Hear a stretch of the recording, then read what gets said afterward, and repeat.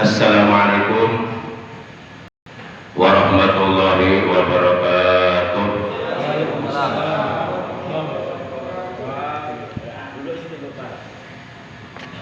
Innal hamdalillah nahmaduhu wa nasta'inuhu wa nastaghfiruh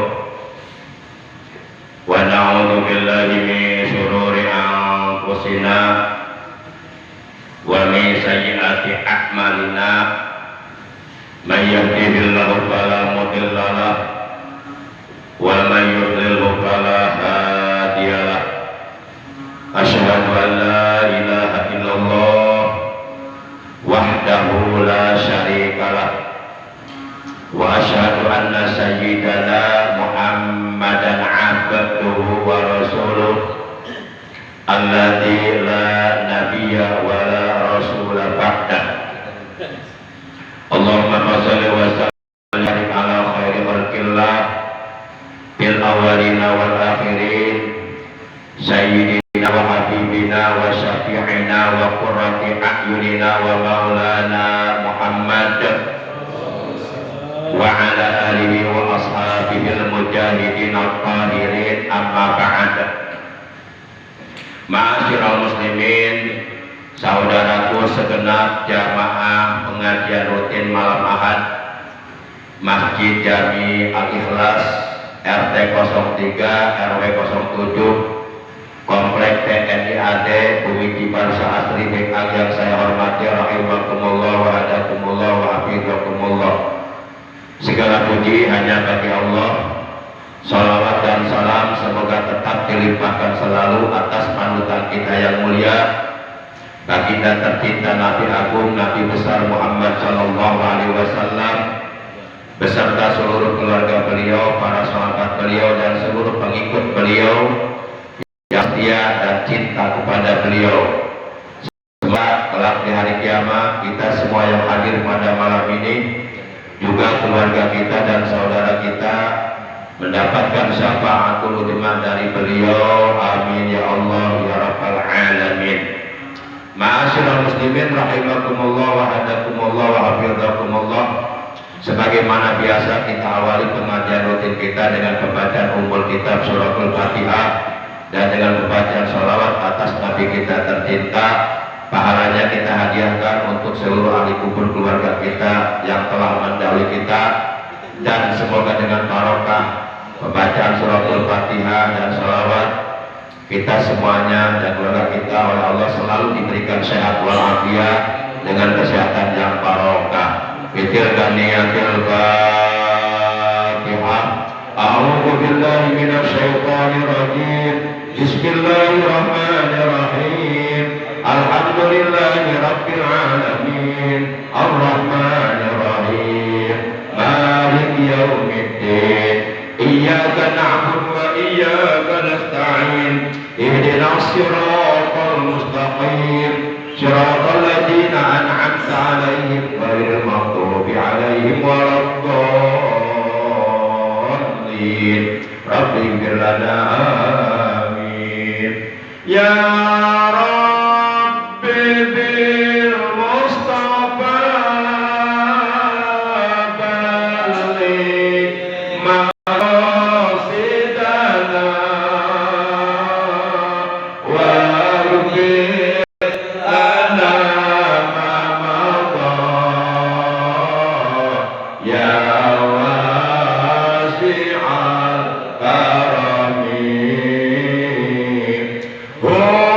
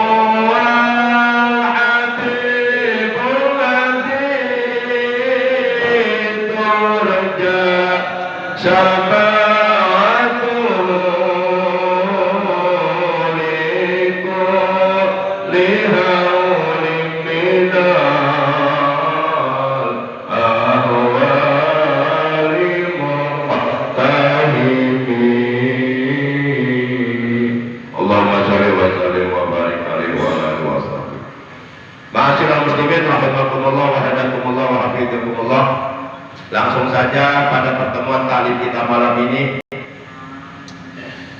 kita akan membahas mengenai syurutus sholat, mengenai syarat-syarat melakukan sholat.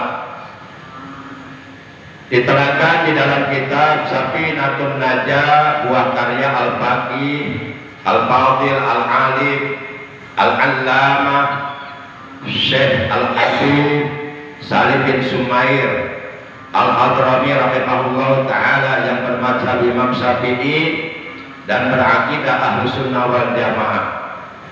Di dalam kitab tersebut diterangkan syurutus sholati utawi piro-piro syaratek sholat iku samaniatu melu. Jadi syarat-syarat mengerjakan sholat, baik sholat fardu 5 waktu dan ataupun sholat nawafil, yakni sholat sunnah, itu syaratnya sebanyak 8 perkara.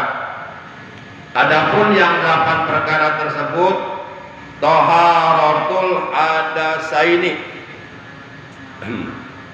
Yang pertama, suci dari 2 hadas, yakni hadasul asghar, hadas kecil, dan hadasul akbar atau hadas besar atau disebut juga junub.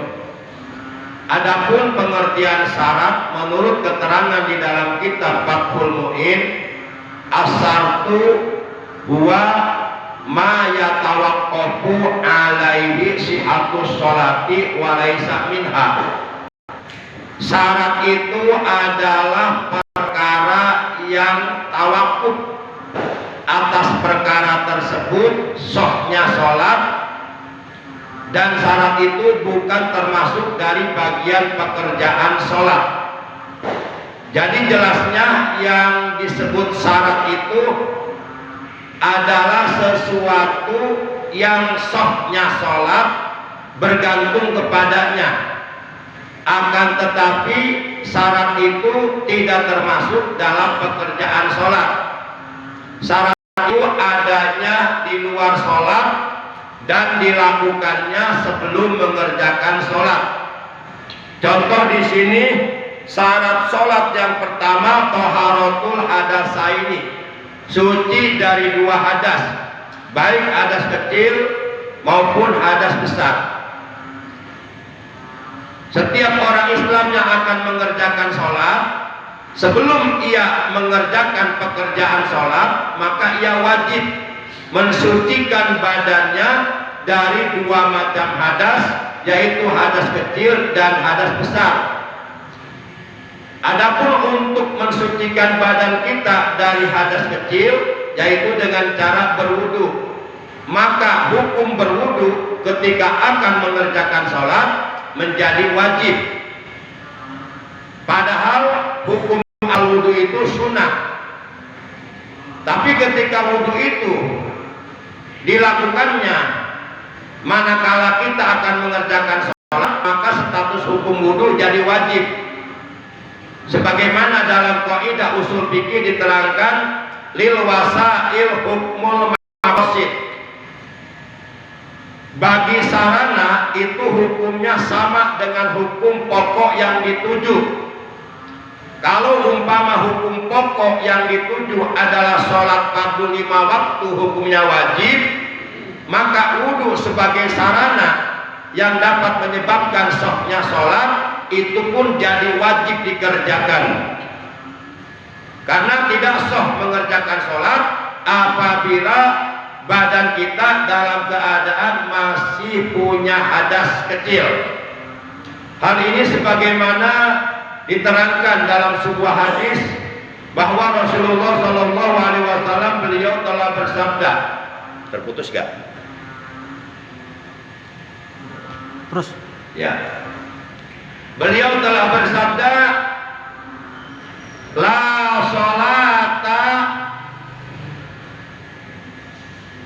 sholata li ahadikum ija ahdasa atta yatawaddoa. Tidak sah sholat salah seorang di antara kalian ija ahdasa, apabila ia berhadas, apabila ia mempunyai hadas, hatta yatawaddo'a, sehingga ia berwudu. Para jamaah yang dimuliakan oleh Allah Subhanahu wa taala, karena orang yang dalam keadaan badannya mempunyai hadas kecil, baginya diharamkan melakukan 4 perkara. Sebagaimana diterangkan di dalam kitab fikih, manin taqadha wudu'uhu harama alaihi arba'atu asya'a. Barang siapa yang telah batal wudunya, maka haram baginya melakukan 4 perkara. Yang pertama, as-sholatu, haram mengerjakan sholat.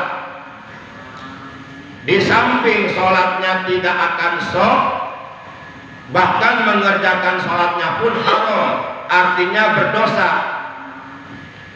Kemudian wat-tawafu, yang kedua haram melakukan tawaf. Ini bagi jamaah haji atau jamaah umroh yang melakukan tawaf di tanah suci Makkah Al-Mukarramah, mengelilingi Ka'bah sebanyak 7 putaran. Itu disyaratkan ketika mereka melakukan tawaf wajib dalam keadaan suci dari hadas kecil.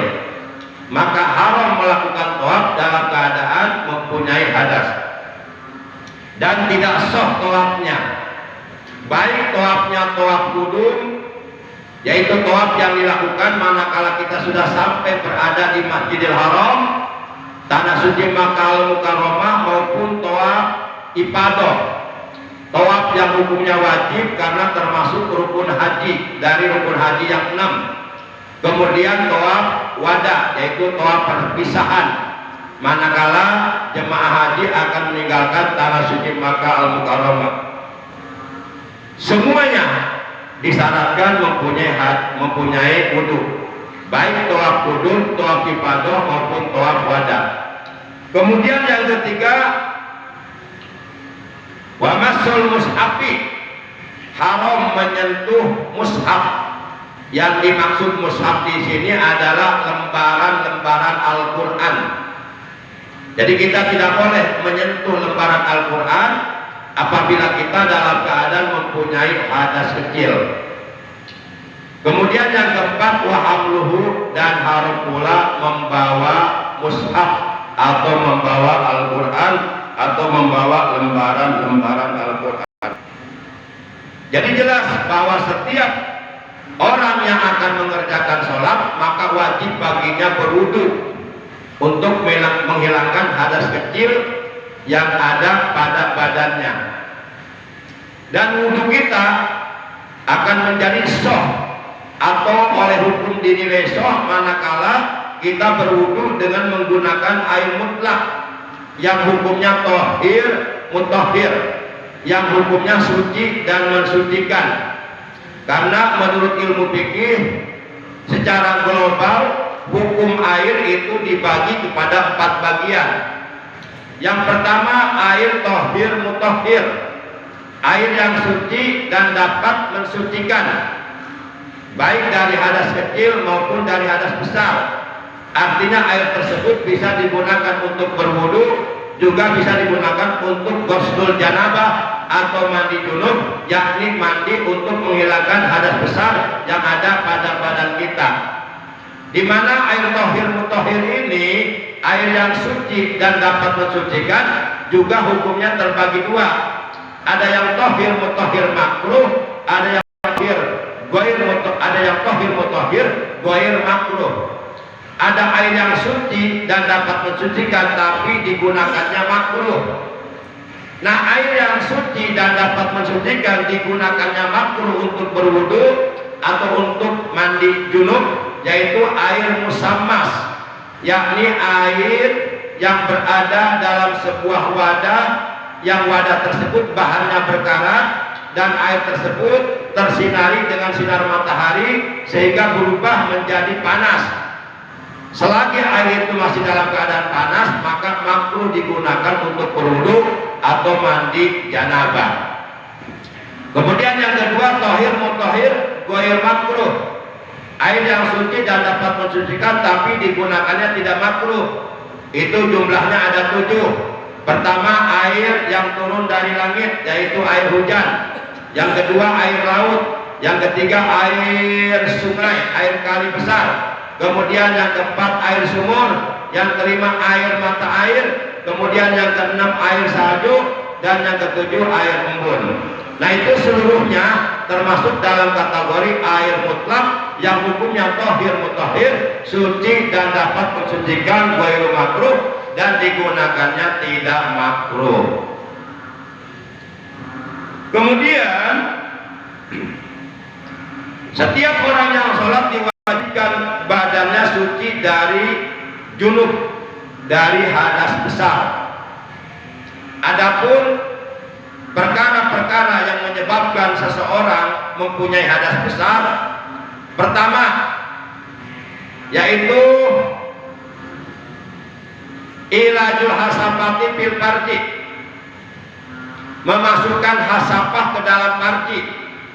Ketika seorang laki-laki hasapahnya, hasapah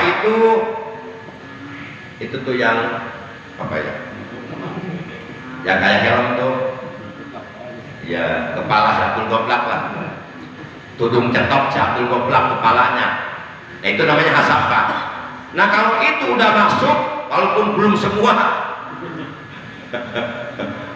ke dalam farji seorang wanita atau seorang istri, terlepas dari apakah injal keluar air sperma ataupun tidak keluar air sperma, itu sudah mempunyai hadas besar, sudah junub.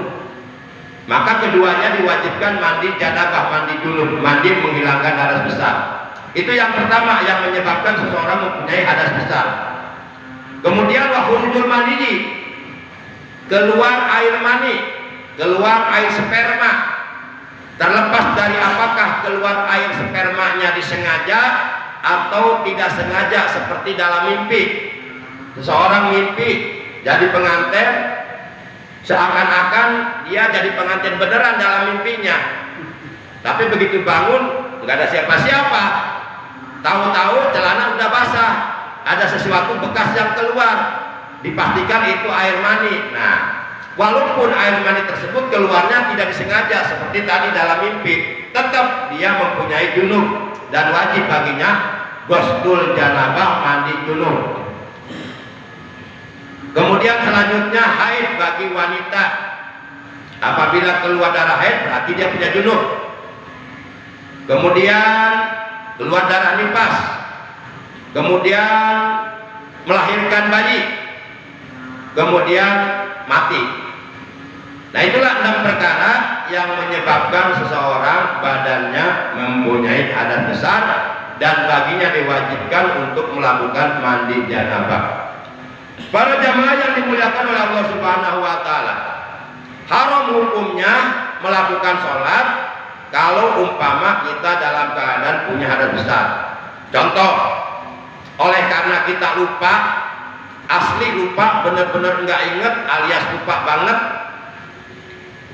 kita tahu-tahu wudu aja, udah wudu sholat, begitu beres sholat, astagfirullahaladzim, kan saya punya junub ya, belum mandi junub. Nah, berarti dia melakukan sholat dalam keadaan punya junub.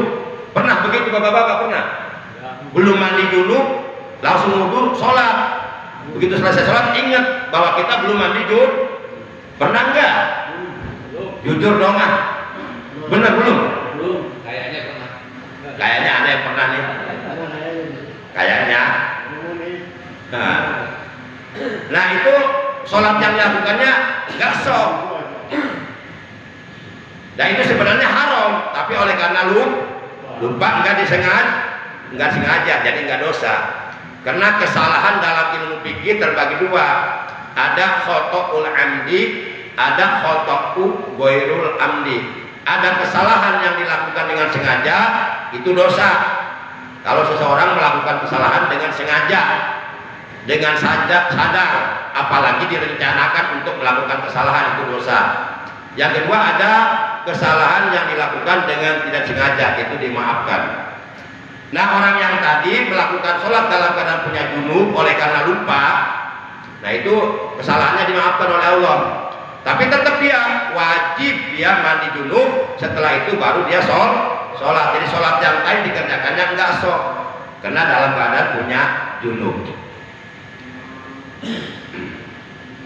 Nah, bagi orang yang punya junub, punya hadas besar, baginya diharamkan melakukan 6 perkara. Yang ke-1, ke-2, ke-3, ke-4 yang tadi yang diharamkan bagi orang yang punya hadas kecil. Tinggal nambah 2, yang ke-5 dan yang ke-6. Yang ke-5-nya qiraatul Quran, haram membaca Quran kalau kita dalam keadaan punya junub, punya hadas besar, haram membaca Quran. Lalu bagaimana kalau umpama kita mau makan, baca bismillahirrahmanirrahim, sementara yang kita tahu bismillahirrahmanirrahim itu adalah ayat Quran, terdapat dalam surah Al-Fatihah ayat yang pertama. Bolehkah kita mau makan dalam keadaan kita punya junub, punya hadas besar, membaca bismillah dulu? Boleh, dengan syarat, dengan catatan kita niatnya jangan niat baca Quran, niatnya berzikir. Jadi membaca bismillahnya niat berzikir, bukan niat baca Quran. Kalau niatnya baca Quran, haram, dosa. Tapi kalau niatnya berzikir atau di dalam hati, tidak apa-apa, la ba'sa. Nah, itu yang kelimanya. Yang keenamnya, wal lubsu fil masjid. Orang yang punya hadas besar diharamkan oleh agama meneng ikut tetap di dalam masjid, berdiam diri di dalam masjid. Berdiam diri di dalam masjid itu haram. Jadi yang pertama, setiap orang yang akan mengerjakan sholat diwajibkan baginya mensucikan badannya, membersihkan badannya anil hadasaini, dari 2 hadas, yaitu dari hadas kecil dan dari hadas besar atau dari junub. Untuk menghilangkan hadas kecil yaitu dengan cara berwudu, dan untuk menghilangkan hadas besar yaitu dengan cara ghuslul janabah atau mandi junub. Baik wudu maupun mandi janabah atau mandi junub itu dua-duanya disyaratkan niat di dalam hati. Tidak sah wudu yang kita kerjakan, tidak sah mandi junub yang kita lakukan apabila di dalam hati kita tidak ada niat. Adapun pelaksanaan niat di dalam hati untuk berwudu yaitu manakala kita membasuh bagian pertama dari anggota badan kita yang hukumnya wajib dibasuh, yaitu muka, sebagaimana yang sudah saya terangkan pada pertemuan taklim sebelumnya. Demikian pula niat di dalam hati ketika kita mau mandi junub itu pun sama. Ya, ketika kita, jadi sebelum kita mengguyur atau menyirami seluruh badan kita dengan air, yang paling pertama kali harus kita dahulukan, kita kerjakan adalah niat mandi junub, yaitu kita membasuh muka. Di situ kita niat nawaitul ghusla li raf'il hadasil akbari an jami'il badani fardhol lillahi ta'ala. Mengucapkan niat tersebut dengan lisan hukumnya sunnah. Tapi kalau hanya diucapkan dengan lisan saja, di hati kosong tidak ada niat, nggak sok niatnya, nggak jadi. Maka lisan kita mengucapkan nawaitul ghusla li raf'il hadasil akbari an jamil badani fardhol ta'ala, dan hati kita juga niat, aku niat mandi junub atau mandi janabah untuk menghilangkan hadas besar dari seluruh tubuhku, wajib karena Allah Ta'ala.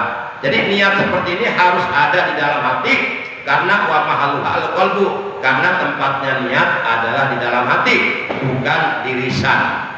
Yang kedua, harus menyempurnakan badan dengan air, artinya seluruh tubuh dari bagian yang paling atas hingga bagian yang paling bawah, termasuk 5 lubang yang ada dalam tubuh kita, itu wajib terkena air. Karena apabila kita wudunya tidak sah, maka sholatnya pun tidak sah, menjadi sia-sia sholatnya. Sehingga Rasulullah bersabda, idza qumta ila sholat fasbiqil wudu. Apabila engkau hendak mendirikan sholat, hendak mengerjakan sholat, maka sempurnakanlah wudunya terlebih dahulu. Jadi wudunya jangan asal-asalan. Demikian pula tidak sah, bahkan haram kita mengerjakan sholat apabila kita mandi junubnya enggak benar. Jadi yang dilihat jangan sholatnya aja, lihat wudunya, lihat mandi junubnya benar enggak. Para jamaah, oleh karena sudah masuk waktu isya, jadi syarat-syarat sholat jumlahnya 8, malam ini baru dibahas 1. Insya Allah poin yang kedua 3, 4, 5, 6, 8 Insya Allah akan kita lanjutkan pada pertemuan taklim berikutnya. Mudah-mudahan kita semuanya oleh Allah dikaruniai umur yang barokah, yang manfaat, yang panjang, yang berguna untuk ibadah kepada Allah, selalu diberi sehat walafiat, baik kita maupun keluarga kita, dijauhkan dari berbagai macam penyakit, diampuni segala dosa-dosa kita, ditambah ilmu kita dengan ilmu yang bermanfaat, ilmu yang barokah, ilmu yang disertai daya, ilmu yang dapat menyempurnakan ibadah kita kepada Allah, dan kita juga keluarga kita, anak cucu kita, keturunan kita, semuanya dijadikan orang-orang yang istiqomah dalam menjalankan ibadah kepada Allah sampai akhir hayat, meninggal dunia nanti dalam keadaan husnul khotimah di bawah naungan kalimat La ilaha illallah, La ilaha illallah, La ilaha illallah, Muhammadur Rasulullah, La ilaha illallah, Muhammadur Rasulullah. Sekali lagi, La ilaha La ilaha illallah, La ilaha illallah, La ilaha illallah, La ilaha illallah, Muhammadur Rasulullah, La ilaha illallah, Muhammadur Rasulullah. Terakhir, La ilaha illallah, La ilaha illallah, La ilaha illallah, Muhammadur Rasulullah, La ilaha illallah, Muhammadur Rasulullah. Akhirnya mari kita tutup taklim kita pada malam ini dengan ucapan hamdalah alhamdulillahirabbil alamin, subhanakallahumma wa bihamdika asyhadu an la ilaha illa anta wahdaka la syarika laka astaghfiruka wa atubu ilaik. Astagfirullah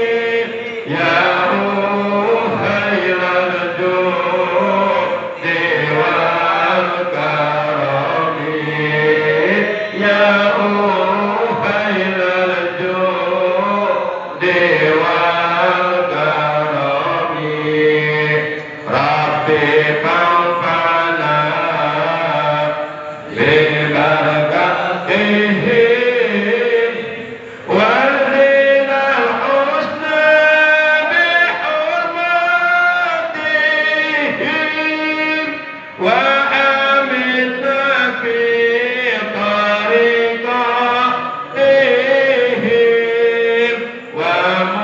ومعافاة من الفتن ومعافاة من الفتن. اللهم اغفر لنا ذنوبنا ولوالدينا وارحمهما كما ربيانا صغارا ولآبائنا وأمهاتنا وأعمامنا وعماتنا وأجدادنا وجداتنا ولإخواننا ولأخواتنا ولقراباتنا ولأستاذنا ولمعلمنا ولمشايخنا ولمن أحسن إلينا ولجميع المسلمين والمسلمات والمؤمنين والمؤمنات الأحياء منهم والأموات. اللهم أهلك من في هلاك صلاح الإسلام والمسلمين. اللهم سلمنا والمسلمين عامة من الردة والضلالة. ربنا زدنا علما نافعا والهداية. اللهم بارك لنا في كل ما أعطيتنا. ربنا آتنا من لدنك رحمة وهيئ لنا من أمرنا رشدا.